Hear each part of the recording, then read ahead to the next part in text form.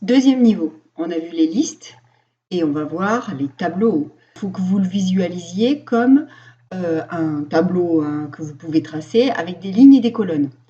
Donc quand vous le déclarez au départ, donc vous le remplissez avec ce que vous voulez, toujours pareil, soit des réels, soit des entiers, soit des caractères.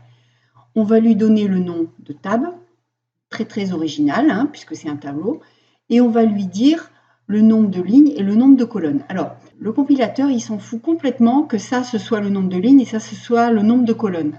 C'est juste, habituellement, tout le monde commence par dire le nombre de lignes et ensuite le nombre de colonnes. C'est juste une manière de raisonner qui permet à tout le monde de se comprendre et de faire une visualisation. Si vous êtes des rebelles de la forêt et que vous voulez absolument dire que ça, c'est des colonnes et ça, c'est des lignes, ça marche aussi.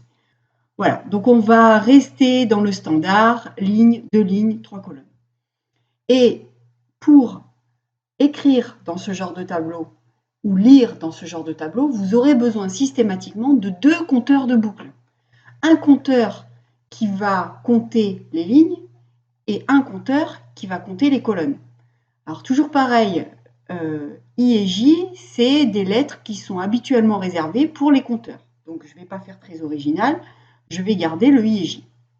Ce qu'il faut bien comprendre, et je pense que c'est vraiment ça qui pose souci lorsque vous remplissez des tableaux, lisez des tableaux, etc., c'est que vous devez imbriquer 2 boucles.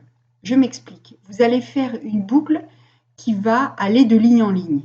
Donc comme il y a 2 lignes, ça va faire la 0e ligne, la première ligne, et puis c'est tout. Donc I part de 0, I strictement inférieur à 2, I++. Donc ça veut dire que la première fois que cette boucle s'exécute, I vaut 0, vous êtes à la 0e ligne. Et ensuite, pour chaque ligne, vous allez aller dans chacune des colonnes. Donc la 0e, la première et la 2e, les 3 colonnes. Vous faites une deuxième boucle qui, elle, va décrire tous les éléments de la colonne. Alors, qu'est-ce qu'on fait pour chacun des éléments de la colonne et pour chaque ligne? On écrit donner la note de la %d-ième ligne et %d-ième colonne. Et là, on met I+1 et J+1, puisque le I correspond au compteur de ligne et le J correspond au compteur de colonne. Et on va aller lire cette valeur qui est un float, puisque j'ai déclaré le tableau qui est un tableau de réel, et on va les remplir tab à la ième ligne, jème colonne. Alors ce programme est affreux si vous essayez de le taper et vous l'exécutez. Pourquoi? Parce que en fait, ce programme va aller venir lire vos 6 valeurs, vos 2 lignes fois 3 colonnes, mais c'est tout, ça va juste les lire, donc il ne va rien se passer. Ça va vous demander des valeurs et puis c'est tout. Si vous voulez ensuite afficher les valeurs qui ont été rentrées par l'utilisateur, il faut que vous fassiez un copier-coller de ces instructions-là. Et vous allez donc, pareil, double boucle, mais cette fois-ci, au lieu d'aller venir lire les valeurs données par l'utilisateur, vous allez les écrire.